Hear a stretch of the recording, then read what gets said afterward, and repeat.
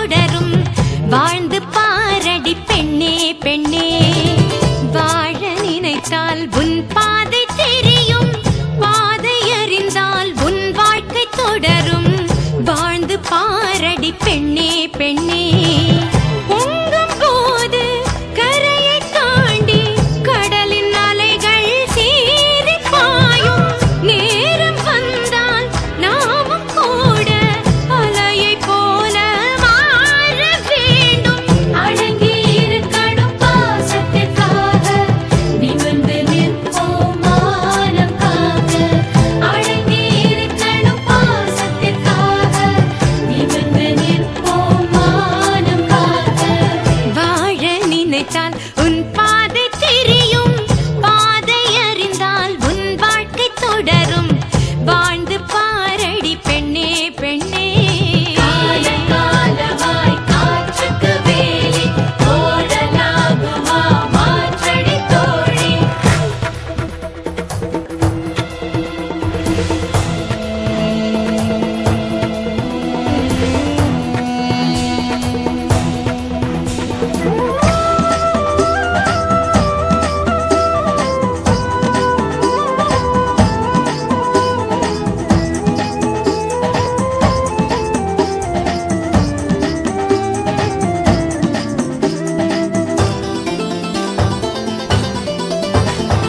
பெண்களின் இதயம் அன்பின் ஊற்று கண்களின் வழியே அன்பை காட்டு தோளின் மீது ஏறும் சுமைகள் யாவும் தாங்கும் பலம் வருமே ஒவ்வொரு உறவும் உன்னை ஏற்று உன் வழி நடந்திடும் பண்பை ஊட்டு வாழும் வாழ்க்கை வேதமாகும் வானம் பூமி வசப்படுமே உண்மையும் பெண்மையும் தோற்பதில்லை தோற்கும் போது அதை எதிர்த்திட நீ உண்மையும் பெண்மையும் தோற்பதில்லை தோற்கும் போது அதை எதிர்த்திட நீ பாவம் பார்த்தால் நியாயமில்லை பூவும் முள்ளாக மாற வேண்டும் அடங்கி இருக்கணும் பாசத்திற்காக நிமிர்ந்து நிற்போம் மானம் காக்க வாழ நினைத்தால் உன் பாதை தெரியும் பாதை அறிந்தால் உன் வாழ்க்கை தொடரும் வாழ்ந்து பாரடி பெண்ணே பெண்ணே பொங்கும் போது கரையை தாண்டி கடலின் அலைகள் சீறி பாயும் நேரம் வந்தால் நாமும் கூட அலையை போல மாற வேண்டும் அடங்கி இருக்கணும் பாசத்திற்காக நிமிர்ந்து நிற்போம் மானம் காக்க அடங்கி இருக்கணும் பாசத்திற்காக நிமிர்ந்து நிற்போம் மானம் காக்க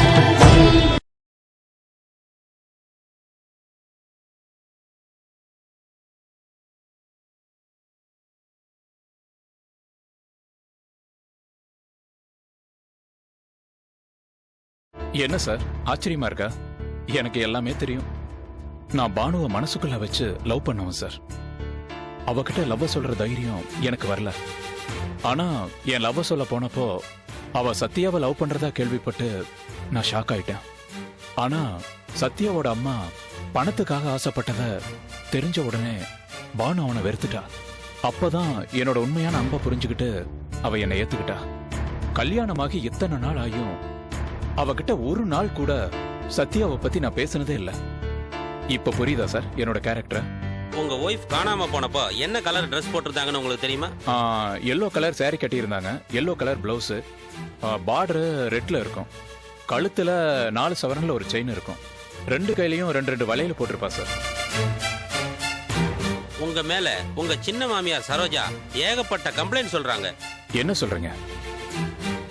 நீங்களே கடத்தி வச்சு கேம் ஆடுறீங்களாமா, பணம் புடுங்க பாக்குறீங்களா அவங்க சொல்றாங்க. சார், பானு ஃபேமிலி ஏற்கனவே ஏழ்மையான ஃபேமிலி சார். அவகிட்ட நான் எதுவுமே எதிர்பார்க்காம கட்டின புடவையோட வந்தா போதுன்னு சொல்லி நான் பானுவை கல்யாணம் பண்ணிக்கிட்டேன். வரதட்சணைன்னு சொல்லி ஒரு பைசா கூட நான் வாங்கல சார். நான் எப்படி சார் அவங்க கிட்ட போய் என் மனைவியை கடத்தி நான் பணம் கேட்க முடியும்? உங்க சின்ன மாமியார் உங்க மேல புகார் சொல்றாங்களே, அதுக்கு என்ன பதில் சொல்ல போறீங்க? சார், ரவுடித்தனம் பண்ணி காசை புடுங்கி வாழ்ந்துட்டு இருக்காங்க. அவங்க கேரக்டர் சரியில்லைன்னு அவங்க வீட்டு ஆட்களே அவங்கள ஒதுக்கி வச்சுட்டாங்க. அவங்கள யாருமே மதிக்கிறது கிடையாது. அவங்க வந்து என்ன மரியாதை இல்லாம கேவலமா திட்டினாங்க. அதனால நான் அவங்க கிட்ட கொஞ்சம் கோவமா நடந்துகிட்டேன் பாருங்க. அந்த விஷயத்தினாலதான் அவங்க என் மேல அபாண்டமா பழி சுமத்துறாங்க சார். ராஜாவும் உன் மேல டவுட்டா இருக்குன்னு சொல்றான். அந்த ராஜேஸ்வரி பேச்சை கேட்டுக்கிட்டு ஆடுறியாம்ல? சார், ராஜா என் மச்சான். அவன் தங்கச்சி காணாம போனதுல இருந்து சரியா சாப்பிடுறது இல்ல, சரியா தூங்குறது இல்ல. அதனால அவன் ரொம்ப குழம்பி போய் பாதி மென்டலாவே ஆயிட்டான் சார். அவன் சொல்றத பெருசா எடுத்துக்காதீங்க சார். அவன் இன்னைக்கு ஒரு பேச்சு பேசுவான், நாளைக்கு ஒரு பேச்சு பேசுவான்.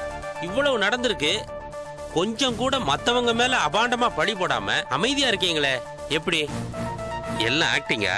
சார், நீங்க எப்படி வேணாலும் நினைச்சிட்டு போங்க. நான் கவலைப்படல. என் ஒய்ஃப நான் எந்த அளவுக்கு நேசிச்சேங்கிறது அவளுக்கு மட்டும்தான் தெரியும். மத்தவங்களுக்கு இதை தெரியப்படுத்த வேண்டிய அவசியமே இல்லை. உங்க ஒய்ஃபுக்கு எதிரிங்க யாராவது இருந்தா சொல்லுங்க. சந்தேகப்படுற மாதிரி யாராவது இருந்தாலும் சொல்லுங்க. சார், அப்படி யாருமே இல்ல சார். என் ஒய்ஃபை கண்டுபிடிச்சு கொடுங்க சார். அது போதும் சார். அவ பாவம் சார், புள்ளத்தாச்சி வேற. அந்த குழந்தை பிறந்ததுக்கு அப்புறம் அதை எப்படியெல்லாம் ஆளாக்கணுங்கிறத பத்தி நான் பெரிய கற்பனையே பண்ணி வச்சிருந்தேன் சார். என் கனவு நனவாகணும் சார். என் ஒய்ஃபை கண்டுபிடிச்சு கொடுங்க சார், ப்ளீஸ். வருத்தப்படாதீங்க சார், நாங்க எப்படியும் உங்க ஒய்ஃபை கண்டுபிடிச்சிருவோம். அது எங்க கடமை. என் ஒய்ஃபு கண்டிப்பா திரும்பி வருவாங்கங்கிற நம்பிக்கை எனக்கு இருக்கு சார். அவ இல்லைங்கிற தகவல் மட்டும் கிடைச்சா நானும் என் மனைவியோட போய் சேர்ந்துருவேன் சார். இது சத்தியம். டோன்ட் வரி கிஷோர், எப்படியும் கண்டுபிடிச்சிருவோம். வரேன். வாங்க சார்.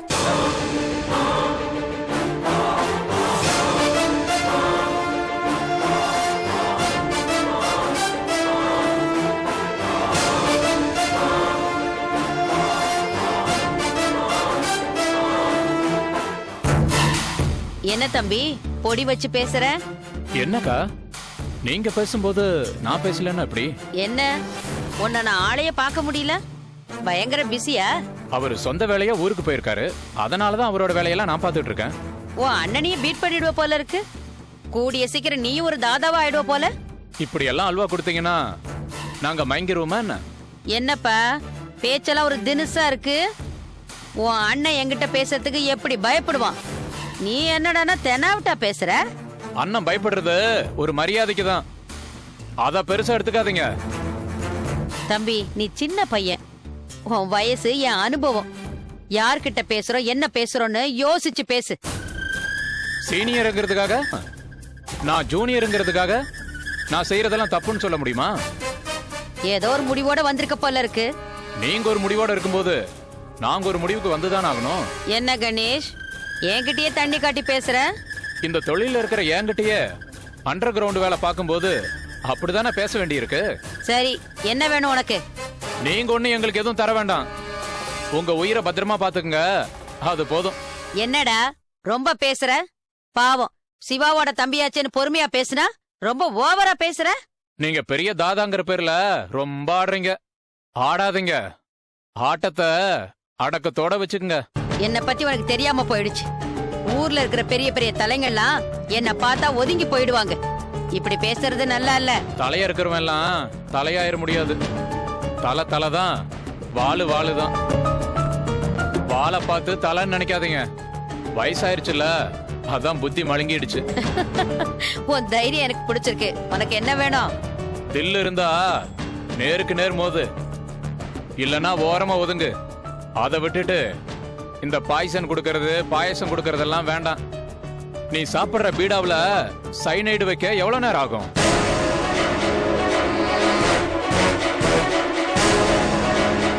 உனக்கு பணம் வேணும்னா அண்ணன்கிட்ட கேளு. அதை விட்டுட்டு ஆளை போட்டு தள்ளினாதான் பணம் கிடைக்குன்னு நினைச்சிட்டு தப்பு கணக்கு போடாத. நாம ஒண்ணுக்குள்ள ஒன்னா இருந்தாதான் பணக்காரங்க எல்லாம் நம்மளை பார்த்து பயப்படுவான். நாம தனித்தனியா இருந்தா நமக்கே தண்ணி காட்டி மேய்ஞ்சிட்டு போயிட்டே இருப்பாங்க. சாந்திய பயன்படுத்தி பாயசத்துல விஷத்தை கலக்கிறதுக்கு நான் என்ன முட்டாளா? சாந்தி பேட்டரிக்கு கட்டிக்க ஆசைப்பட்டா, அவனை வளைச்சு போடுறதுக்கு வசிய மருந்து கொடுத்தேன். பாயசம்னு சொன்னது உன் காதுல பாயசம்னு விழுந்துருச்சு போல இருக்கு. முதல்ல டாக்டர்கிட்ட உன் காதை கொண்டு போய் காட்டு. நீ முதல்ல ஜோசிக்காரங்கிட்ட உன் ஜாதகத்தை காட்டு. ஆயுசு முடியற டைம் வந்துருச்சுன்னு நினைக்கிறேன். செஞ்ச தப்புக்கு பரிகாரம் செஞ்சா இருக்கலாம், இல்ல நான் எப்பவும் போல அப்படிதான் இருப்பேன்னு சொன்னா உனக்கு கருமாதி தான் பண்ண வேண்டி இருக்கும். இங்க பாரு கணேஷ், இவ்வளவு நேரம் நான் பொறுமையா பேசிக்கிட்டு இருக்கிறதுக்கு ஒரே காரணம் உன் அண்ணன் சிவா தான். நான் கோவத்துல உன்னை ஏதாவது பண்ணேன்னா நாளைக்கு அவன் வந்து கேட்டா என்ன பதில் சொல்றதுன்னு தான் யோசிச்சுட்டு இருக்கேன். இப்படி வெட்டியா உதாருட்டு ரிட்டையர்ட் ஆகிற நிலைமைக்கு வந்துட்ட.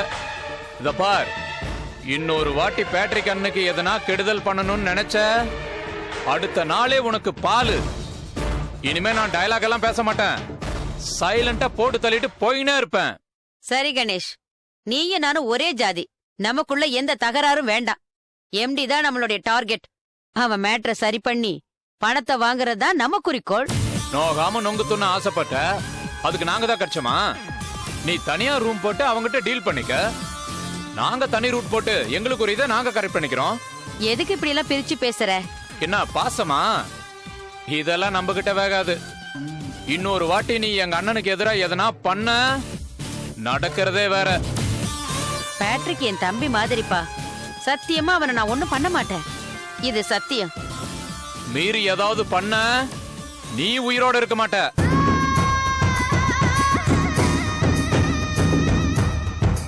என்ன எதுவும் செஞ்சிடாத, ஏதோ தெரியாம சொல்லிட்டேன், இனிமே அப்படி சொல்ல மாட்டேன்.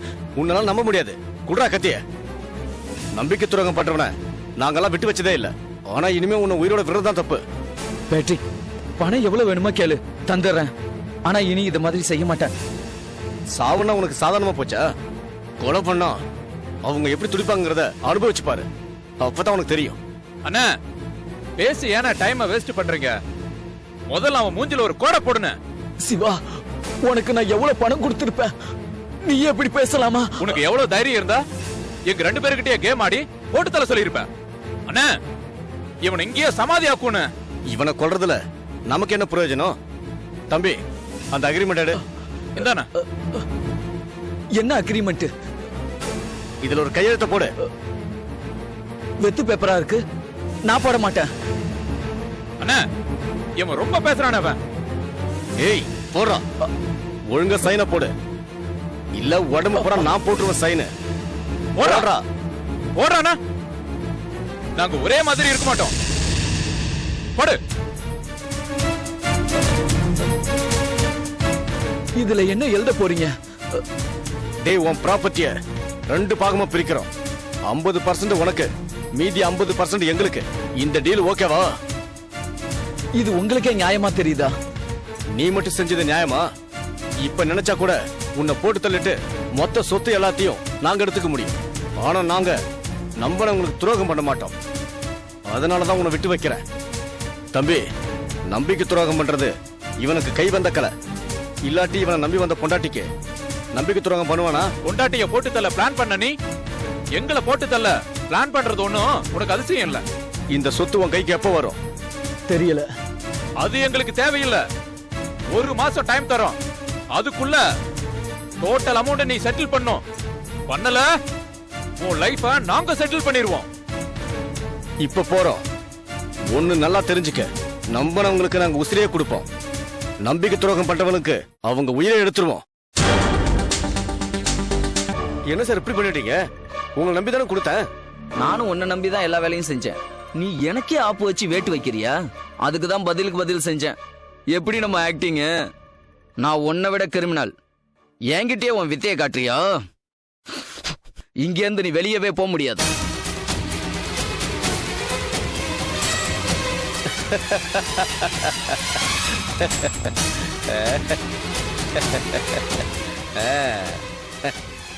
உசுருக்கு பயந்தவன் இந்த தொழிலை செய்ய முடியாது. உன்ன மாதிரி நான் எத்தனை பேரை பார்த்திருப்பேன். இன்னும் நான் 5 நிமிஷத்துல வெளியே போலன்னா உன் சிடி மேட்டர்லாம் நெட்ல உலகம் பூரா டெலிகாஸ்ட் ஆகும். உன் மாமனாருக்கு எல்லா மேட்டரையும் சொல்றதுக்கு ஆள் ரெடியா இருக்கு. எம்டி, நீ கிரிமினல்னா நான் கிரிமினலுக்கே கிரிமினல். நீ பத்திரத்தை கேட்டதும் கொடுக்கறதுக்கு நான் என்ன இளைச்சவாயனா? உன்கிட்ட கொடுத்தது கலர் ஜெராக்ஸ், ஒரிஜினல் என்கிட்ட பத்திரமா இருக்கு. ஏண்டா கையில கன் வச்சிருந்தா நாங்க பயந்துருவோமா? சுடுறா சுடு, சரியான ஆம்பளையா இருந்தா சுடுறா. அடுத்த நிமிஷமே உன் மேட்ரு உலகம் பூரா பரவதாலேன்னு பாரு. 1000 வசதி இருந்தோம் நீ ஜெயில போய் கழி தின்ன வேண்டியதா. இந்த லாயரை வச்சு நீ டீல் பண்ணும்போது நினைச்ச ஏதோ பண்ண போறேன்னு. ஆனா எனக்கே ஆப்படிக்க போறேங்கிறது எனக்கு இப்பதான் புரிஞ்சுது. இனிமே இப்படி பண்ணாத. ஒரு தடவை தப்பு பண்ணிட்டு மறுபடியும் தப்பு மேல தப்பு பண்ணிட்டே இருக்காத. பேசின அமௌண்ட்டை பேசினபடி கொடு. யாருக்கும் பிரச்சனை இல்லை. பேரம் பேசினாதான் பிரச்சனை. இப்ப கூட உன்னை போட்டு தள்ளிட்டு லாயர் தான் கொன்னாருன்னு அவர் மேல பழிய போட்டு நான் எஸ்கேப் ஆக முடியும். நீ தப்பு மேல தப்பு பண்ணாத. அது ரொம்ப தப்பு. இதான் கடைசி தடவை. பணத்தை கொடுத்துட்டு பைசல் பண்ற வழியை பாரு.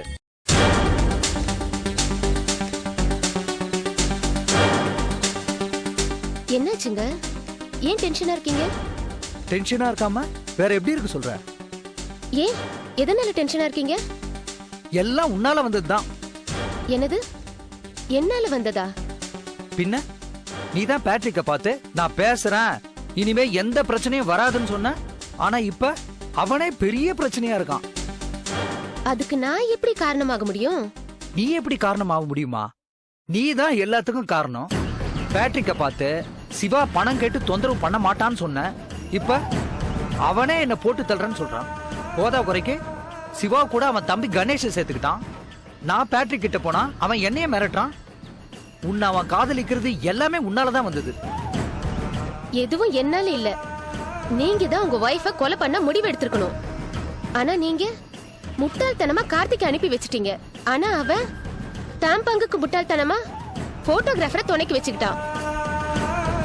அவனை மிரட்ட பேட்ரிக் கிட்ட போனீங்க. எல்லாம் எனக்காகவா போனீங்க? உங்களுக்காக தானே. பேட்ரிக் கிட்ட இருந்தும் சிவா கணேஷ் கிட்ட இருந்தும் உங்களை காப்பாத்துறதுக்காக தானே நான் போனேன். போனதுல எனக்கு தான் பெரிய தொந்தரவு இந்த பேட்ரிக்கால. ஆனா அத கூட பெருசா நினைக்காம உங்களுக்காக இருக்கேன். அப்படின்னா நடந்ததுக்கும் உனக்கும் எந்த சம்பந்தம் இல்லைன்னு சொல்றியா? என்ன சம்பந்தம் இருக்குன்னு சொல்றேன். நான் இவ்வளவும் பண்ணது உங்களுக்காக தானே தவிர எனக்காக ஒண்ணு கூட கிடையாது. அத நீங்க புரிஞ்சுக்கணும். என் ஒய்ஃப கொலை பண்ணலான்னு நீ தானே சொன்ன. அதனால தானே இவ்வளவும் ஆச்சு. ஏன் உங்களுக்கு உங்க வைஃப கொலை பண்ணி இந்த சொத்தை அடையணும்னு ஆசை இல்லாமல இருந்தது? சொத்து மேலயும் என் மேலயும் இந்த ஆசையினால தானே இதெல்லாம் பண்ணீங்க. இப்போ என்ன மட்டும் சொல்றீங்க? சரி விடு, என்ன கேட்காம இனிமேல் எதுவும் பண்ணாத. நான் என்ன பண்றேன் உங்களை கேட்காம? உங்ககிட்ட சொல்லிட்டு தானே எதுவும் பண்றேன். ஏன் பேட்ரிக்க பார்க்க போகும்போது கூட உங்ககிட்ட சொல்லிட்டு தானே போனேன். இனிமே இதுக்காக நாம ரெண்டு பேரும் எதுக்கு சண்டை போடணும்? நானா போட்டேன்? நீங்க தான் சண்டை போடுறீங்க. பண்ணதெல்லாம் தப்பு. இப்ப மாட்டிட்டு முழிக்க வேண்டியதா இருக்கு. பண்ணியாச்சு. இப்ப என்ன பண்ண முடியும் இனிமே? நடக்க போறத பாப்போம். எப்படி சமாளிக்கிறது, என்ன பண்ண போறன்னு ஒண்ணுமே புரியல சித்ரா. இனி எல்லாமே நம்ம இஷ்டப்படிதான் நடக்கும். எதுக்கும் கவலைப்பட வேண்டியதில்லை.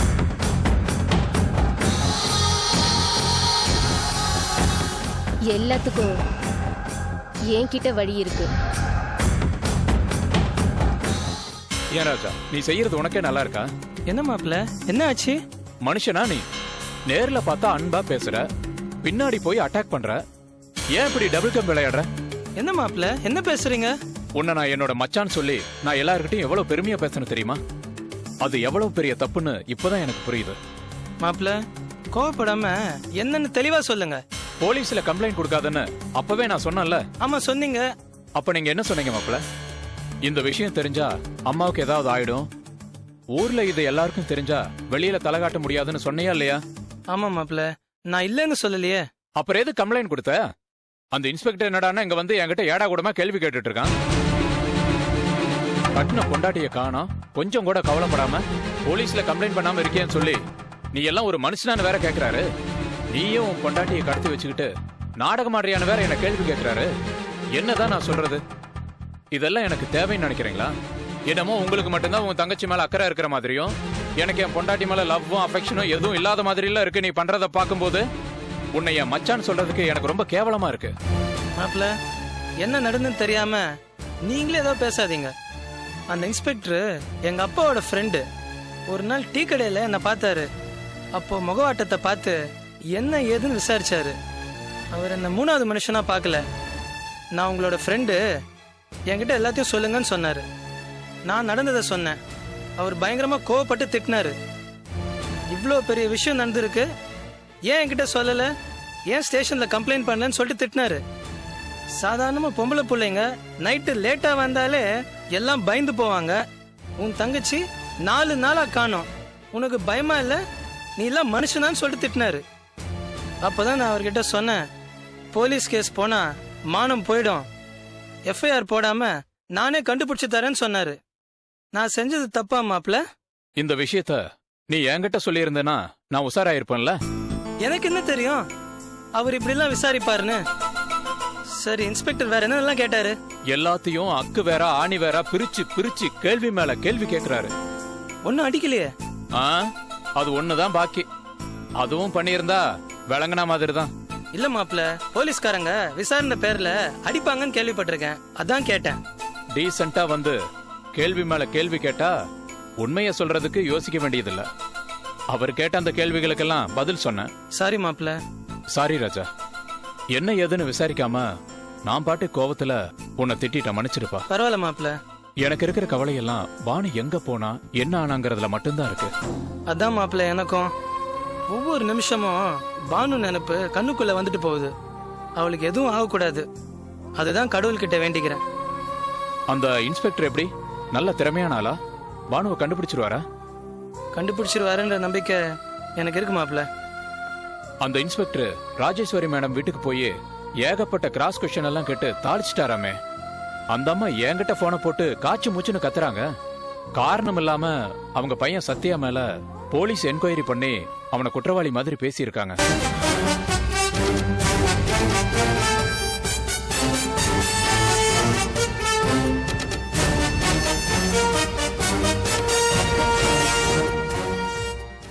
வாழ நினைத்தால் உன் பாதை தெரியும், பாதை அறிந்தால் உன் வாழ்க்கை தொடரும். வாழ்ந்து பாரடி பெண்ணே பெண்ணே, வாழ நினைத்தால் உன் பாதை தெரியும், பாதை அறிந்தால் உன் வாழ்க்கை தொடரும். வாழ்ந்து பாரடி பெண்ணே பெண்ணே, பொங்கும் போது கரையை தாண்டி கடலின் அலைகள் சீறி பாயும். கல்யாணம்